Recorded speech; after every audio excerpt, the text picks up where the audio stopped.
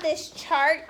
We're going to do this together because usually during war times, we will see that our government sometimes surpasses its constitutional rights. So what we're going to be looking at is the domestic policy.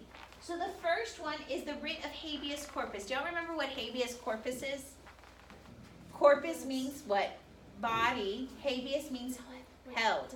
So you need to know why you're being held. So if you're ever arrested, they read you your rights, and then when you're put in jail, right, they tell you why you're being held. So the writ of habeas corpus. Lincoln suspended the special privilege of the writ of habeas corpus, knowing that your body is being held.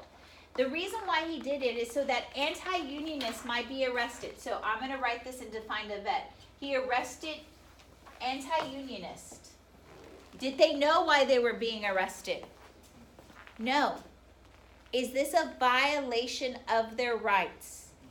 Yes. He says, in taking this step, he defied a dubious ruling by the Chief Justice that safeguards of habeas corpus could be set aside only by authorization of Congress. So y'all got the event. He's arresting anti-unionists and not telling them why they're being held.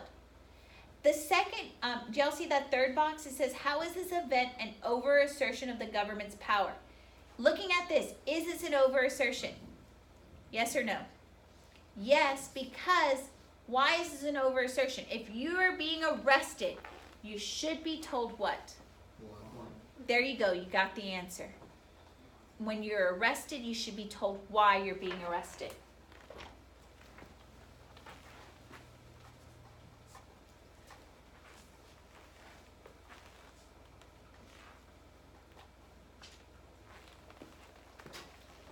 Okay, how do y'all feel about this? So did Lincoln overstep his power? Yes. What is he doing with the power of the presidency? Is he shrinking it or expanding it? All right, let's look at the next one. The draft and the conscription. Great as the gods of war demanded men, lots of men. Northern armies were first manned solely by volunteers, with each state assigned a quota based on population. But in 1863, after volunteering had slackened, Congress passed a federal conscription law for the first time on a nationwide scale in the United States. The provisions were grossly unfair to the poor. Rich boys, including John D. Rockefeller, could hire substitutes to go in their place or purchase an exemption outright by paying $300. So looking at the event, what is Congress requiring people to do? Serve, register for military service, right? Is it a choice? No, they're requiring men to serve. Is this an over-assertion? No, because Congress has the right to do what? Declare war. And, do they have the right to make laws? Does Congress have the right to make laws? So is this an over-assertion? No, this is not an over-assertion because Congress has the right to make laws. Congress also has the right to declare war.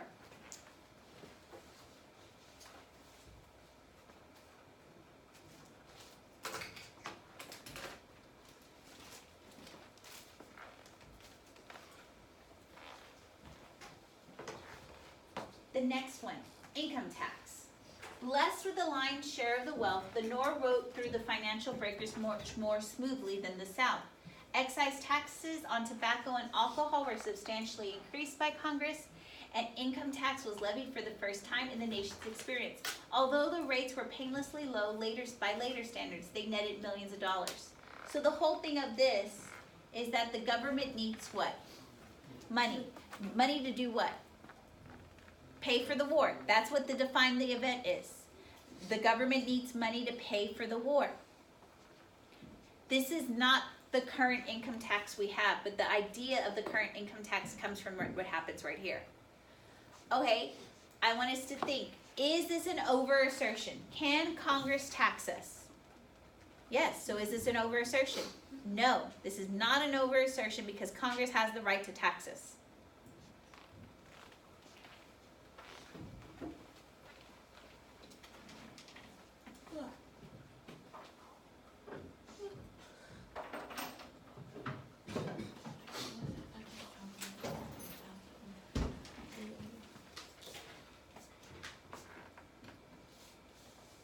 The National Banking Act. A financial landmark of the war was the national banking system, authorized by Congress in 1863, launched partly as a stimulant to the sale of government bonds. It was also designed to establish a standard banking note currency. So what is this thing doing? It's doing two things.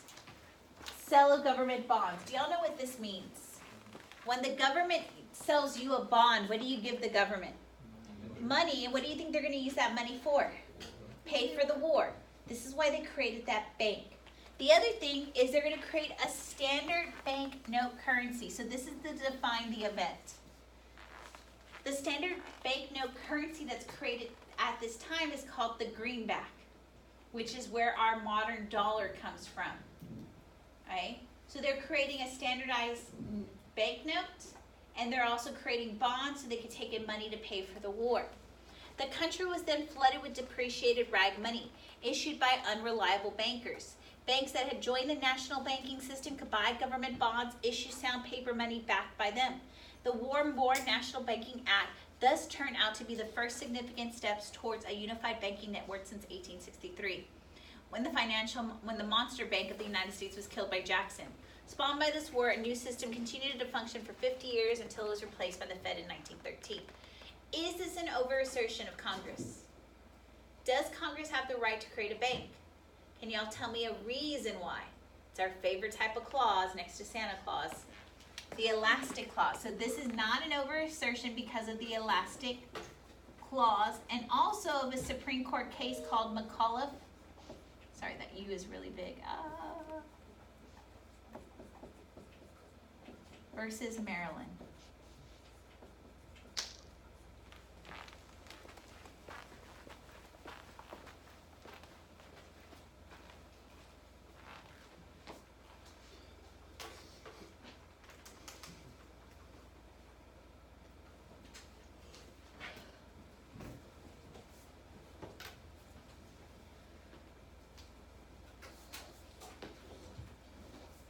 The Morrill Tariff.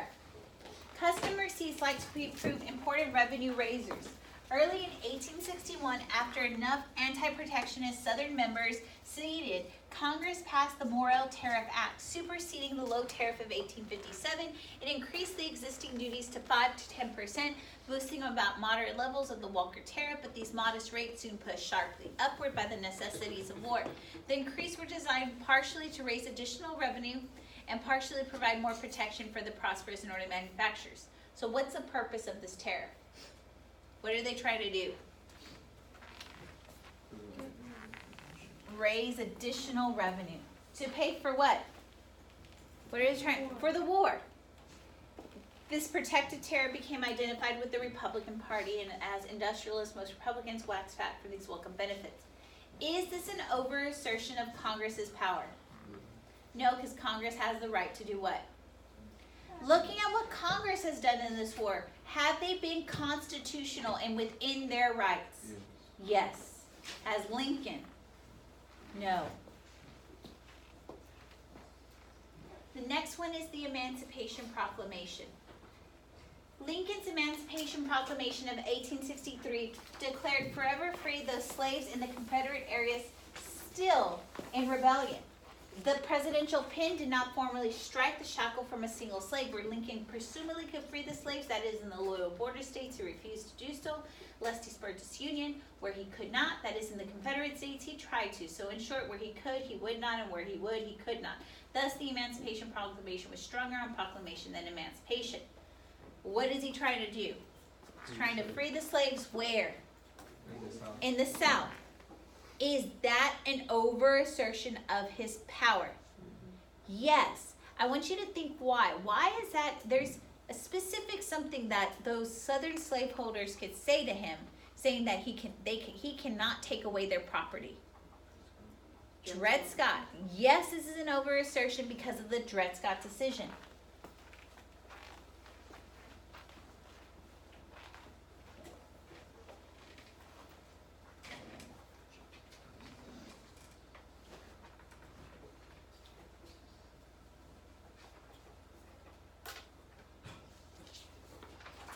Supervise the voting in the border states. Lincoln's regiment was guilty of many high-handed acts. For example, he arranged the supervised voting of the border states. There, intimidated citizens holding a color ballot indicating his party preference had to march between two lines of armed troops. The federal officials also ordered the suspension of certain newspapers and the arrest of their editors on the grounds of obstructing war. So the supervised voting, there's two ballots, right? In the North, if you were to pick up a Democratic ballot, would you feel intimidated? Why? Why would you feel intimidated? Most Northerners are voting what party? Why would you feel intimidated? Why does he have troops there? To intimidate people not to pick up what ballot? Democratic, right? So there's color ballots and there's troops. That's what we're going to do on the defining the event. Is this an over-assertion? Just imagine Greg Abbott. He decides to put troops up there at the polls. Most of Texans vote Republican, right? Mm-hmm. But let's just say Miss Verdina is one of those wayward people. I'm not going to vote Republican. And I vote Democratic, but Greg Abbott has troops up there. Am I going to feel intimidated to pick up that ballot? So what does this hinder me from doing? Voting, which is a democratic right? So is this an over-assertion of Lincoln? Yes, because he's not allowing for democracy.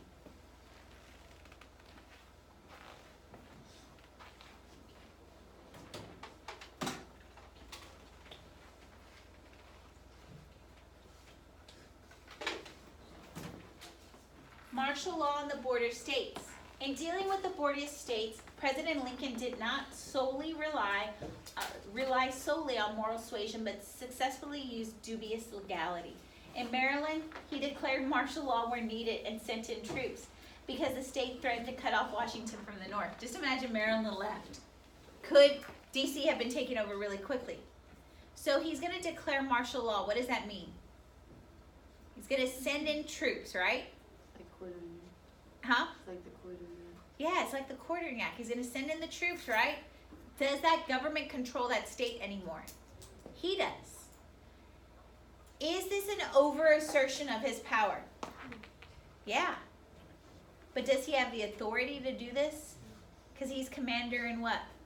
Chief. So that's why it says dubious legality. Yes, he could send in the troops. But again, is he taking over states that want to leave? Yeah. So we know he's sending in troops so they don't leave. Again, this is an over-assertion, but it's dubious because he's commander-in-chief of the military.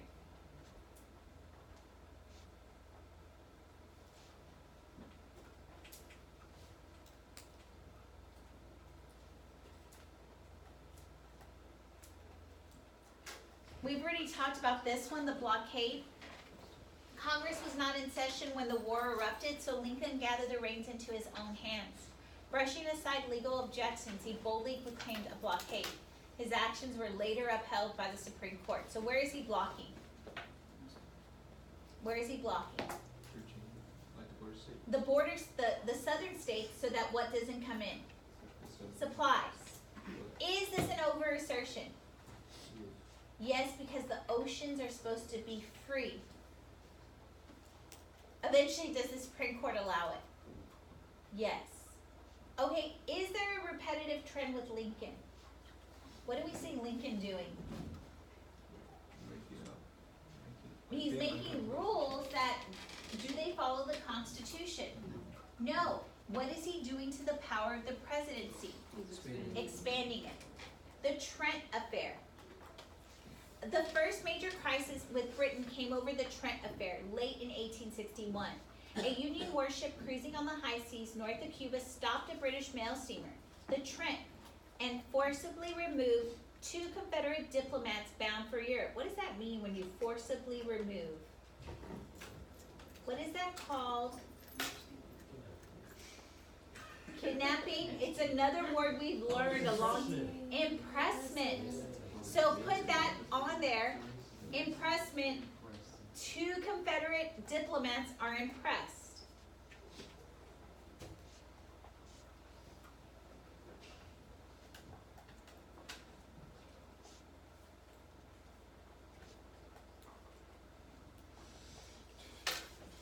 Okay, so Britons were outraged. The Yankees could not so boldly offend the mistress of the seas. War preparations buzz, and redcoat troops embarked for Canada. The London Foreign Office prepared an ultimatum demanding the surrender of the prisoners and an apology.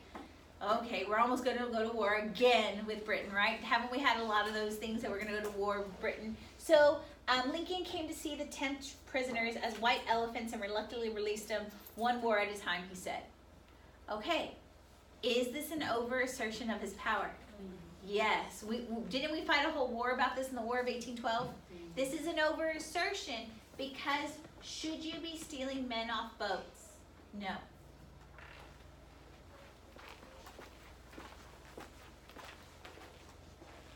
So on the next thing, it's going to ask us to write 2 paragraphs. We're not doing that.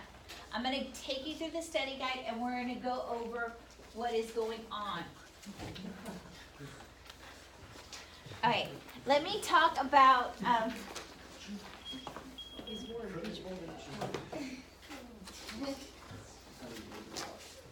right. Okay, go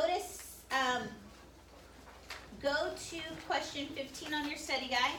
We're going to be looking at 15 on our study guide. The Democrats are going to be divided, and they're going to be divided into 3 different groups. Okay, one of them is the War Democrats that you should have had on 15, that they supported Lincoln. Okay, so that's what you should have had on 15. The War Democrats support Lincoln. The Peace Democrats don't support Lincoln. And then there's another extreme good called the Copperheads. And they get their nickname from a poisonous snake. But basically, these people openly obstructed the war through attacks against the draft and attacks on Lincoln. Okay? So, looking how they're divided, Lincoln knows that he could possibly not win in 1864. And so, what will occur is Lincoln in question 16 is going to create a new party. From the Republican Party is going to unite with the War Democrats. And that is what's going to make up the makeup of the Union Party on question 16. It says, what was the makeup of the Union Party? It was Republicans and War Democrats. In order to attract these War Democrats, Lincoln says, okay, I will choose the vice president of the Union Party from the War Democrats. And who he chooses is a guy named Andrew Johnson. This is the War Democrat dude. Andrew Johnson is kind of a weird guy because his home state of Tennessee has left to the Confederacy.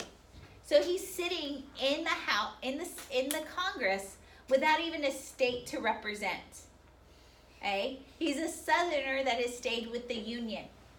And so we know that his political background, he's been a loyal War Democrat.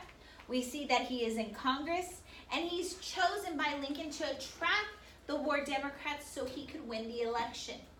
And we're going to see as the election of 1860 approached, Lincoln will try to get this group over so he could win. We see that this is a clever maneuver so that he wins. And we will see that Lincoln is first nominated. We see that there's another person that is trying to get his position chased. But what eventually happens is that Lincoln will win. Lincoln wins the election, but I want you to look at those popular votes. Was it a close election? Who is he running against? Y'all know this guy, the perfectionist, right? Look at the votes. They were pretty darn close. I know when we look at the Electoral College as a win-all, okay? But we know now the Peace Democrat is George McClellan, and they denounce the war as a failure. McClellan, you're part of that failure. But then, who wins in 1864? It is Lincoln. How do y'all feel? Right? So,